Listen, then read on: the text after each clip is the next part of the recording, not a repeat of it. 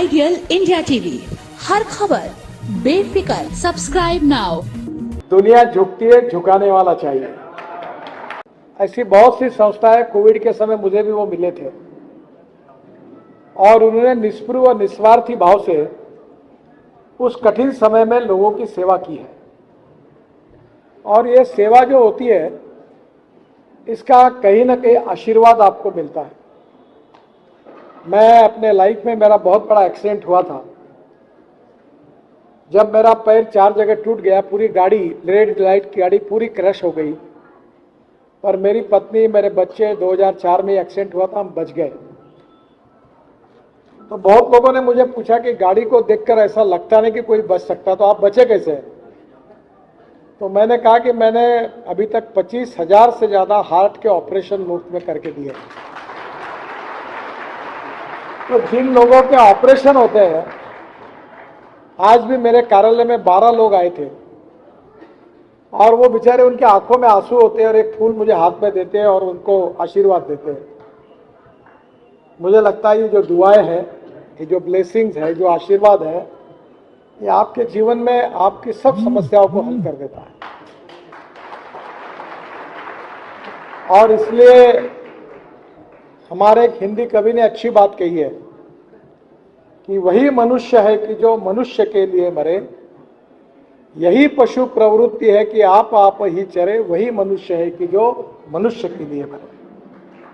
अभी एक का सत्कार हुआ, वो गरीबों की शादी करा देते हैं, कोई स्मशान भूमि पर काम करते हैं, कोई कोविड के समय अभी प्यारे खान जी का आपने सत्कार किया।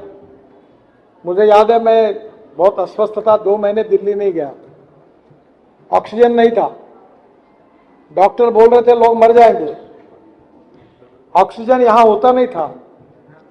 राउरकेला से, भुवनेश्वर से, ओडिशा से, वहां से ऑक्सीजन लाना पड़ रहा था, ट्रक नहीं थे, ट्रक वाले भाग गए।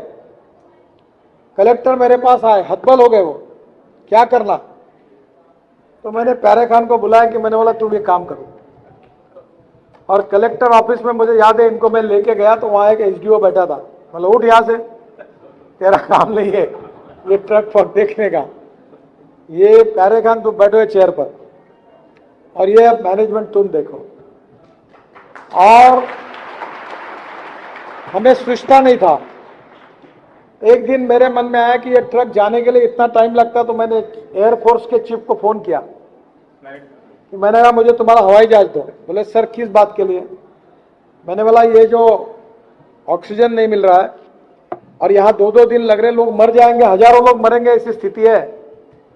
डॉक्टर भी अस्वस्थ हो गए, रोने लगे, ऐसे चिल्लाते थे मुझे ऑक्सीजन दो, मुझे ऑक्सीजन दो। मुझे भी समझ में नहीं आता था। तो मैंने कहा आपका हवाई जहाज दो, मैं 2 ट्रक हवाई जहाज में डालकर खाली ट्रक वहां भेजता हूं और ट्रक में ऑक्सीजन भर के यहाँ लेके आता हूं ताकि लोगों की जान बचे। तो उन्होंने मुझे कहा कि सर खाली ट्रक तो ले जाएंगे, पर आप भरा हुआ ट्रक ऑक्सीजन का लाना डेंजरस है, आग लग जाएगी। बोला कोई बात नहीं, आप अभी फ्लाइट भेजो। बोले मैं कल भेजूंगा। बोला कल नहीं, अब भी 1 घंटे के अंदर पायलट को बैठा और बैठो, यार लोग मरेंगे तो मैं तुमको जिम्मेदार करूंगा। मैं चीफ ऑफ द एयरफोर्स पर गर्म हो गया। बोले sorry sir, I will try my level best. और 3 घंटे में हवाई जहाज नागपुर एयरपोर्ट पर आया और हम खाली ट्रक हवाई जहाज में भरते थे और विशाखापट्टनम और भुवनेश्वर ट्रक जाते थे और फिर ऑक्सीजन भर के आते थे। और मेडिकल, मेयो, सब जगह पर ऑक्सीजन भरते थे। और प्यारे खान रोज देखता था कहाँ है, कहाँ नहीं है, कहाँ भरना है, सिलेंडर वाले को किसको देना, तो डीन इनको फोन करते थे। और इसलिए ये संकट का समय था और इसलिए संकट के समय मानवता के आधार पर हमने सबकी मदद करना, यही सभी धर्म हमको सिखाते हैं। कोई इसमें अपवाद नहीं है। मैं तो बड़ा दबंग हूं, मैं होटिंग के लिए काम नहीं करता। मैं लोगों को बोल देता हूं कि तुमको अच्छा लगे तो वोट दो, नहीं देना तो मत दो, जो देगा उसका भी काम करूंगा और नहीं देगा उसका भी करूंगा। और अपने वोट के लिए मैं कुछ करता भी नहीं, मुझे करना भी नहीं। मैंने आज तक अपना पोस्टर भी नहीं लगाया, कटआउट भी लगाया, दूसरे का भी नहीं लगाता हूं।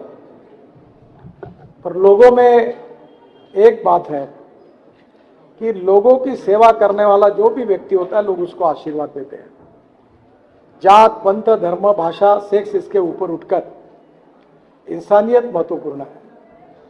और मुझे बहुत खुशी है कि मुफ्ती मोहम्मद अब्दुल कादिर खान साहब काफ़ी एजुकेशन इंस्टीट्यूशन चलाते हैं।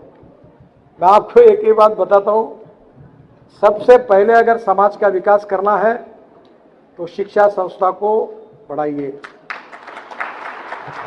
लड़के लड़कियों ने पढ़ना चाहिए। दूसरी बात, information technology and biotechnology is the future, knowledge is the power. जैसे मैंने कहा कि जो ज्ञानी होता है उसको जरूरत नहीं होती। मैं कभी सोच के भाषण नहीं करता, मेरे मन में आता वो बोलता हूं मैं, चिंता नहीं करता किसी की। आपको ताज्जुब लगेगा, YouTube मेरे भाषण रिले करते हैं और मुझे 2 से 3 लाख रुपए महीना YouTube से मिलता है।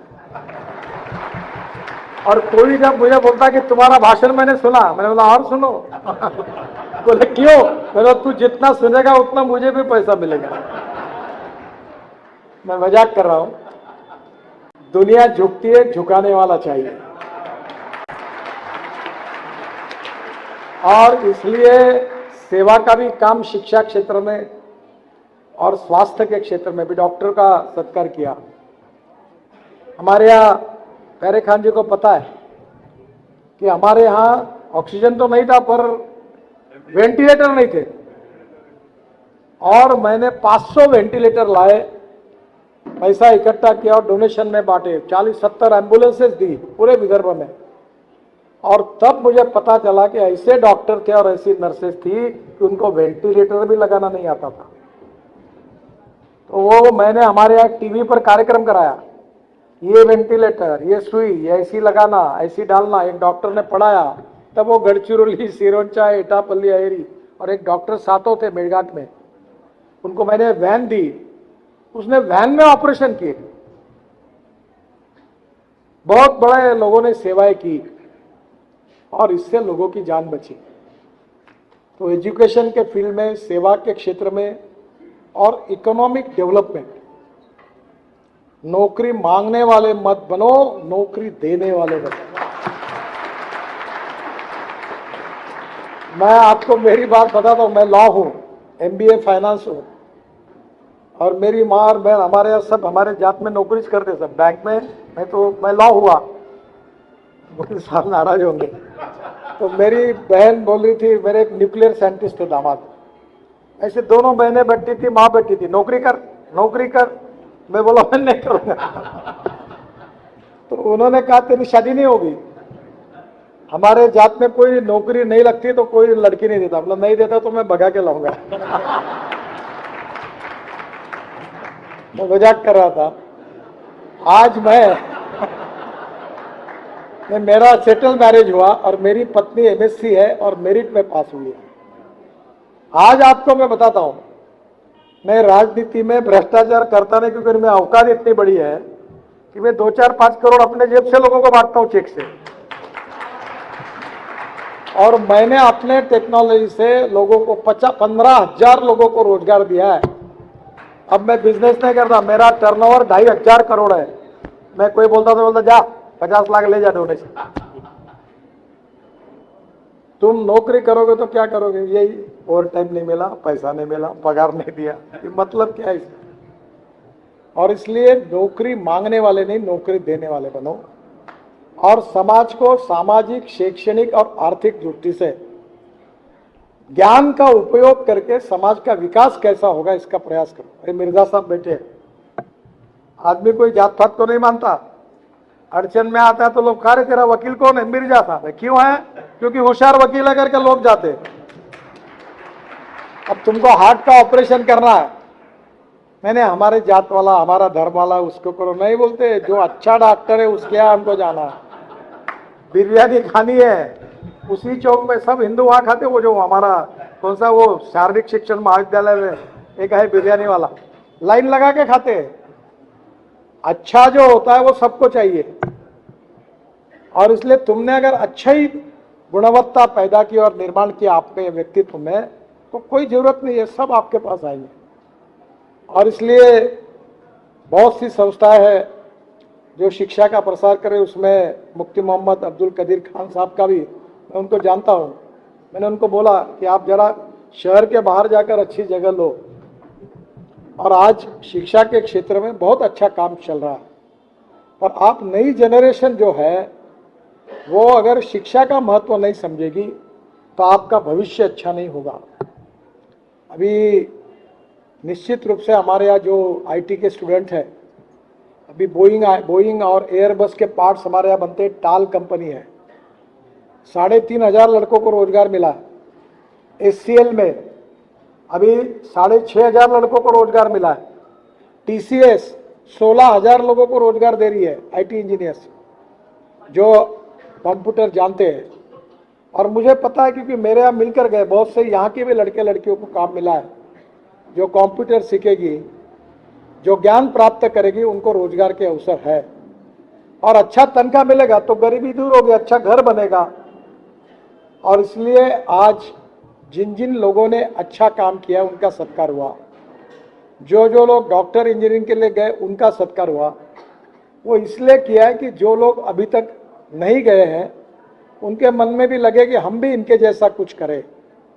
और ये करने की भावना जब सबके मन में निर्माण होगी तो समाज की तरक्की होगी, प्रगति होगी और विकास होगा, और आप सबके जीवन का भी कल्याण होगा। मैं विशेष रूप से Jamia Arabia Rashidiya society and trust इसको धन्यवाद देता हूं, और मैं उनसे अनुरोध करता हूं कि हर साल ये कार्यक्रम करिए। जो मेरिट में आए हुए स्टूडेंट्स हैं इनका सत्कार करिए। मैं हर साल करीब 15 से 20 हजार लड़कों को स्कॉलरशिप देता हूं। ये विकास कुंभारे जो हलवा समाज, schedule caste, schedule tribe, Matang समाज, जो सोशली, इकोनॉमिकली, एजुकेशनली बैकवर्ड है, और जो लड़के फर्स्ट क्लास में पास होते हैं तो मैं उनको पैसे स्कॉलरशिप देता हूं ताकि वो पढ़े। और मुझे लगता है कि समाज में जो गरीब लड़के हैं, होशियार है, और उनकी आर्थिक स्थिति अगर पढ़ने लायक नहीं है तो अच्छे लोगों ने उनको मदद करनी चाहिए। और प्यारे खान जी भी मुझे मालूम है बहुत लोगों को मदद करते हैं, और लोगों की दुआ है। वो भी अब ऐसे ही ऑक्सीजन का काम किया तो भगवान ऐसा खुश हुआ, अल्लाह ये बहुत नोटा कमा रहे बहुत धंधा मिल रहा है उनको। जो अच्छा काम करेगा उसको मिलता ही है पैसा, और जो गलत मार्ग से जाता है वो गड्ढे में जाता है। वो हमारे डीसीपी थे नरुल हसन, मैं उनको बहुत चाहता था। तो वो एक बार प्यारे खान के साथ, मेरे पास बहुत अच्छा अधिकारी है, मेरे बहुत प्रिय है, तो मैंने उनको कहा कि यह ताजबाग के क्षेत्र में एक काम करो, सट्टा, दारू, अफू, गांजा, चरस, गुंडागर्दी जो भी हो, हिंदू हो, मुसलमान हो, बीजेपी हो, कांग्रेस हो, सबको ठुकाओ,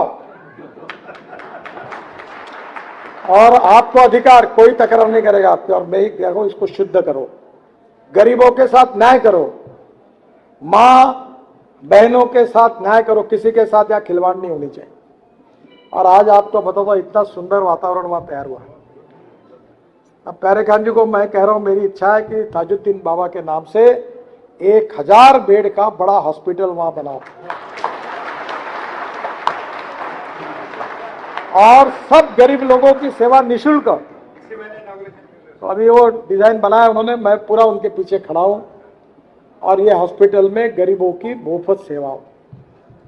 देखो यही बात है कि हम सब लोग जो शोषित पीड़ित दलित है, जो सोशली, इकोनॉमिकली, एजुकेशनली बैकवर्ड है, जो हमारे यहाँ तुकाराम महाराज का नाम आपने सुना होगा, उन्होंने बहुत अच्छी बात की मराठी में, जेका रंजले गांजले त्यासी म्हणे जो आपुले, तोची साधू ओळखावा देव तेथेची जाणावा। यानी जो गरीबों की सेवा करता है, जो दीन दुर्बलों की सेवा करता है, जो असहाय लोगों को मदद करता है, जिनके ऊपर अन्याय होता है उनको न्याय दिलाता है, जो मां बहनों की रक्षा करता है, और ये सेवा करने वाला व्यक्ति ही भगवान है, अल्लाह है, ये उन्होंने कहा है। तो मुझे लगता है कि आप सबको प्रेरणा मिली है। आज मैं दिन भर कार्यक्रम में हूँ और 2 कार्यक्रम में मुझे जाना इसलिए जल्दी है। मैं आप सबकी अल्लाह के चरणों में प्रार्थना करता हूँ कि आप सबका उज्जवल भविष्य हो, आपके जीवन में आप प्रगति और विकास की ओर जाए।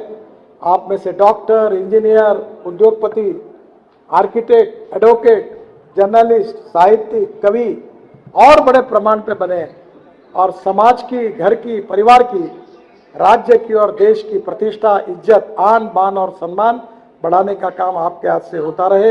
यही आपके लिए बहुत बहुत दुआएं मांगता हूं, आशीर्वाद देता हूं। आइडियल इंडिया टीवी, हर खबर बेफिक्र। Subscribe now.